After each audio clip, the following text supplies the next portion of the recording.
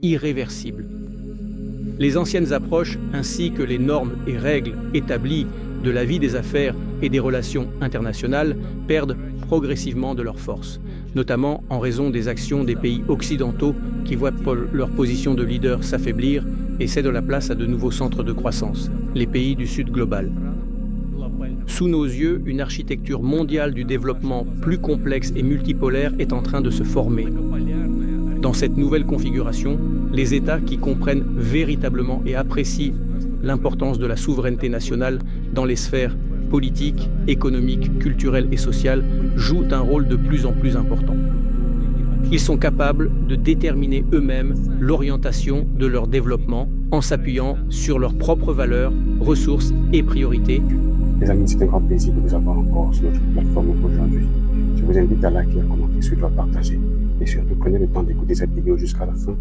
Je vous en prie, mes amis. Chers amis, mesdames et messieurs, je souhaite la bienvenue à Moscou, capitale de la Russie, aux participants et invités du 2e Forum international Dialogue ouvert. Sa portée géographique couvre, sans exagération, toute la planète. Des experts, des chefs d'entreprise, des scientifiques de 120 pays, dont l'Asie, l'Afrique, le Moyen-Orient, l'Europe, l'Australie, l'Amérique du Nord et du Sud, ont participé au concours d'essais et de travaux créatifs. Tous les auteurs, chercheurs aux expériences et opinions diverses ont été unis par une idée forte et audacieuse, forger une compréhension commune de l'avenir. Un avenir pour un monde qui est entré dans une ère de profonds changements structurels. Les événements des dernières années montrent que tous les éléments de la croissance mondiale, de l'économie et des finances jusqu'aux technologies et à la démographie changent de façon irréversible. Les anciennes approches ainsi que les normes et règles établies de la vie des affaires et des relations internationales perdent progressivement de leur force, notamment en raison des actions des pays occidentaux qui voient leur position de leader s'affaiblir et cèdent la place à de nouveaux centres de croissance, les pays du Sud global. Sous nos yeux, une architecture mondiale du développement plus complexe et multipolaire est en train de se former. Dans cette nouvelle configuration, les États qui comprennent véritablement et apprécient l'importance de la souveraineté nationale dans les sphères politiques, économiques, culturelles et sociales jouent un rôle de plus en plus important. Ils sont capables de déterminer eux-mêmes l'orientation de leur développement en s'appuyant sur leurs propres valeurs, ressources et priorités, leur identité et leur vision souveraine du monde. Bien sûr, il est évident qu'aucun pays ne peut se développer seul au détriment des autres États ou à leurs frais. De plus, les défis mondiaux actuels exigent une réponse commune et des efforts conjoints.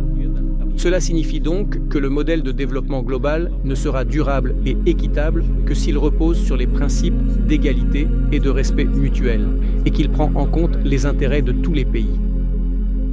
Le Forum Dialogue ouvert est une contribution à la formation d'un tel modèle. C'est un espace d'échange professionnel, sans imposition de point de vue ni domination d'idées que certains proclament à l'avance comme étant les seules vérités. C'est une plateforme où des idées intéressantes et prometteuses commencent leur chemin vers la réalisation.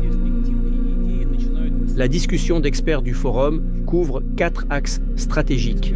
Il s'agit d'investissements dans le développement technologique, dans le commerce et la logistique, dans la connectivité des pays et des peuples, ainsi que dans l'amélioration du cadre de vie. Et bien sûr, cela inclut l'investissement dans l'humain, le renforcement de la démographie et du système éducatif, ainsi que la modernisation des marchés du travail. Je tiens à souligner que les conclusions issues de vos discussions, comme l'année dernière, seront reprises lors du Forum économique de Saint-Pétersbourg en juin et seront prises en compte dans son programme d'affaires.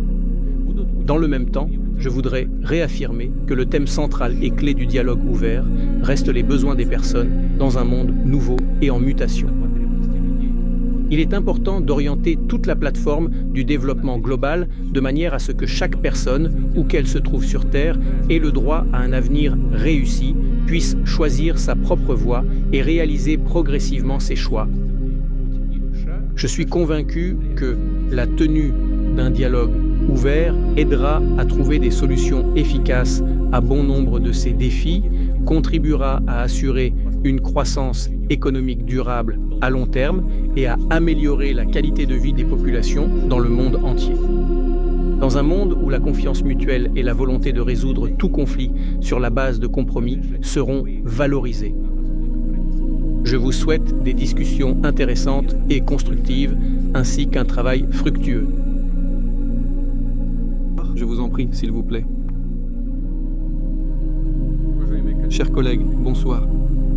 Aujourd'hui, notre ordre du jour comprend un ensemble de questions liées à l'amélioration du système antiterroriste et, plus généralement, à la garantie de la sécurité des citoyens. Nous accordons constamment une attention particulière à ces questions. Nous avons discuté en détail de ce sujet lors des réunions annuelles du FSB, du ministère de l'Intérieur, du Parquet général, ainsi que lors des réunions opérationnelles du Conseil de sécurité. Les risques de menaces terroristes augmentent. Les structures du terrorisme international, ainsi que les groupes radicaux et extrémistes, poursuivent leur travail de déstabilisation. De plus, nous savons que le régime de Kiev et ses soutiens ont adopté des méthodes ouvertement terroristes. Les raisons sont évidentes, elles sont claires pour tout le monde.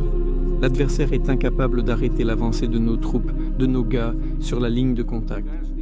Chaque jour, il perd certains territoires, chaque jour. C'est pourquoi il mise sur le terrorisme, aussi bien contre les militaires que contre les civils. Ils espèrent que cela pourra changer quelque chose, mais cela ne changera rien. Mais les menaces existent, elles augmentent, comme je l'ai déjà dit. De plus en plus souvent, des frappes sont menées, y compris par des drones, contre les infrastructures civiles. Le dernier exemple en date, ce sont les frappes contre les installations énergétiques à Tuapse, qui pourraient potentiellement entraîner de graves conséquences écologiques. D'ailleurs, le gouverneur, il vient tout juste de faire un rapport, il se trouve sur place, ou du moins, il s'y trouvait il y a quelques heures. Il semble qu'il n'y ait pas de menaces graves et les gens sur place font face aux défis auxquels ils sont confrontés. Les questions de sécurité et de lutte contre le terrorisme revêtent une importance particulière compte tenu de la prochaine campagne électorale. Je rappelle qu'en septembre, les citoyens russes éliront les députés de la 9e législature de la Douma d'État. Des campagnes d'envergure auront également lieu au niveau régional et local. Notre priorité est la sécurité de tous les participants aux élections, les candidats, les membres des commissions électorales et les observateurs, ainsi que les dizaines de millions de personnes qui viendront voter dans les bureaux de vote. Cela concerne avant tout les républiques populaires de Donetsk et de Lugansk, ainsi que les régions de Zaporijia et de Kherson. Leurs habitants éliront pour la première fois des députés au niveau fédéral. Et ceux qui refusent au Donbass et à la Novorossia le droit historique de faire partie de leur patrie, de la Russie, tenteront bien sûr, comme ils l'ont déjà fait par le passé, de les en empêcher. Je rappelle qu'en Ukraine, ils ne tiennent pas d'élections sous prétexte de la loi martiale, mais ils essaient aussi de nous en empêcher. Mais dans ces territoires, dans ces régions, vivent des gens solides, fiables, comme on dit, avec du caractère. Je suis sûr qu'on ne peut pas les intimider. Cela s'est déjà produit plus d'une fois, et il en sera ainsi. Et l'État, de son côté, doit tout faire pour protéger leur libre choix. Tout comme le libre choix de tous nos citoyens sur l'ensemble du territoire de la Fédération de Russie. Il est également nécessaire de créer les conditions permettant à nos militaires, ainsi qu'aux employés impliqués dans l'opération militaire spéciale, de participer au vote. Je demande également d'accorder une attention particulière à l'organisation des élections dans toutes les zones situées à proximité des frontières nationales dans les régions frontalières. Il faut prendre à l'avance les mesures nécessaires en tenant compte de la situation opérationnelle et, bien sûr, il est extrêmement important d'assurer la sécurité des membres des commissions électorales. Je m'adresse aux agents des forces de l'ordre et des services spéciaux. Toute tentative de commettre des actes de sabotage ou de terrorisme, ainsi que toute manifestation de caractère extrémiste, doit être réprimée de la manière la plus résolue et la plus ferme. Et pendant la période préélectorale, de telles provocations ne manqueront pas de se produire, y compris celles organisées depuis l'étranger. Un autre aspect important consiste à protéger de manière fiable les ressources informationnelles de l'État, les systèmes numériques de la Commission électorale centrale contre toute ingérence extérieure, à garantir leur accessibilité et leur fonctionnement ininterrompu, aussi bien avant que pendant le déroulement du scrutin, et, comme je l'ai déjà demandé auparavant, à assurer le fonctionnement sans interruption de tous les services essentiels à la population.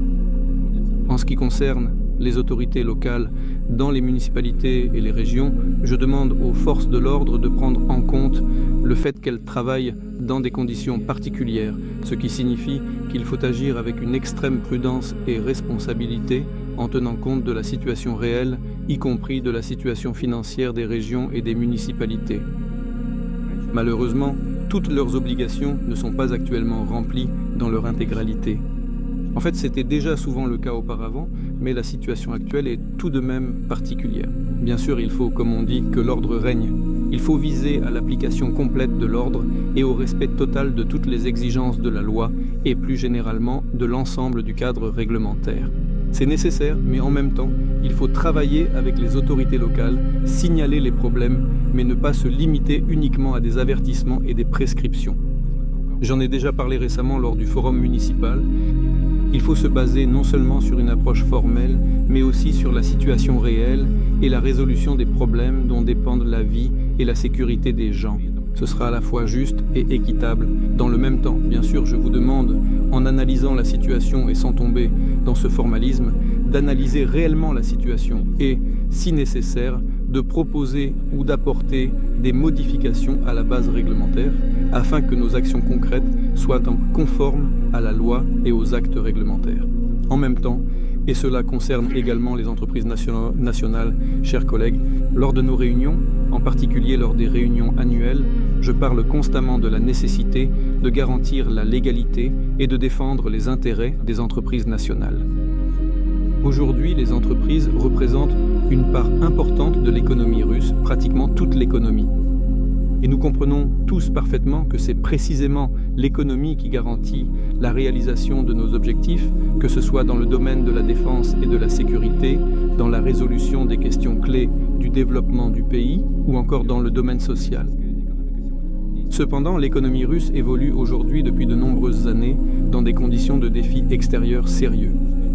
Cela inclut une conjoncture économique difficile, des sanctions illégitimes, ainsi qu'un certain nombre d'autres circonstances négatives.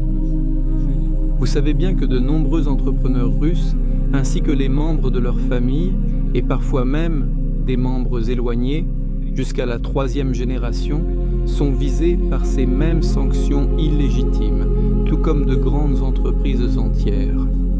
Pourtant, l'immense majorité, pratiquement tous les entrepreneurs, travaillent efficacement et avec un engagement total, adoptent une position patriotique et cherchent sincèrement à contribuer à la réalisation des objectifs de développement de la Russie. Ils aident nos combattants sur le front, soutiennent les participants à l'opération militaire spéciale ainsi que les membres de leur famille. Et l'État doit également travailler en partenariat avec les entreprises, garantir leurs droits et intérêts légitimes. Avant que nous passions au rapport, je voudrais encore évoquer un autre point.